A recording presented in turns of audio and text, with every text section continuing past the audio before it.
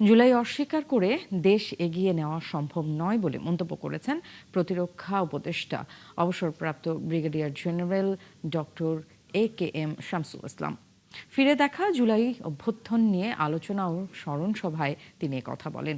মহাখালীতে রাওয়া ক্লাবে আয়োজিত অনুষ্ঠানে জুলাই গণ অভ্যুত্থানের শহীদদের স্মরণ, আহতদের প্রতি শ্রদ্ধা এবং আন্দোলনের চেতনা ধরে রাখার প্রত্যয় জানান বক্তারা। বিস্তারিত জানাচ্ছেন সবুজ মাহমুদ। বাংলা ব্লকেট ঘোষণা করা হয়। জুলাই স্মৃতি ফাউন্ডেশন ও রাওয়ার যৌথ উদ্যোগে রাজধানীর রাওয়া হেলমেট হলে আয়োজন করা হয় ফিরে দেখা জুলাই অভ্যুত্থান 2024। এতে অংশ নেন জুলাই শহীদ পরিবারের সদস্য,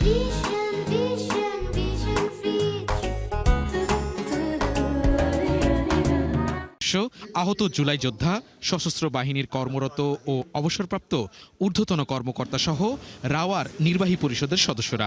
বাংলাদেশের প্রতিটি পদে পদে আমাদের বাংলাদেশ সেনাবাহিনীর ভূমিকা রয়েছে। এই অবস্থা যারা মেনে নিতে চায় না তারাই দেশের শত্রু।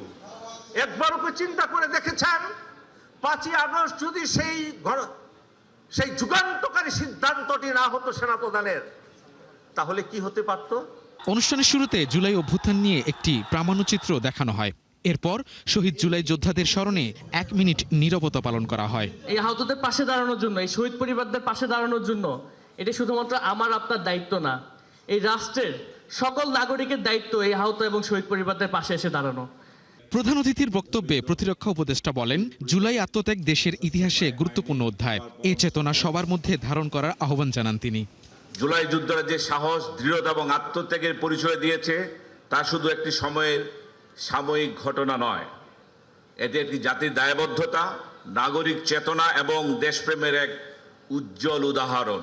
সেদিন মৃত্যুকে তুচ্ছ করে যে বীরত্বের নজির স্থাপন করেছেন তা আমাদের বাংলাদেশের নতুন ভিত্তিপ্রস্তর বলে আমি মনে করি।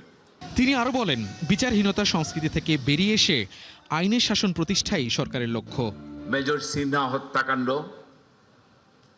বিডিআর হত্যাকাণ্ড এবং আমাদের অনেক ভাইদেরকে সিস্টেমেটিক্যালি মারা হয়েছে। আমাদের সরকার এই সব বিচারের ব্যাপারে দৃঢ় প্রতিজ্ঞ।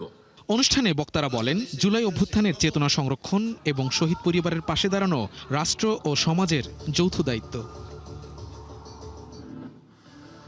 সবুজ মাহমুদ, ৭১, ঢাকা।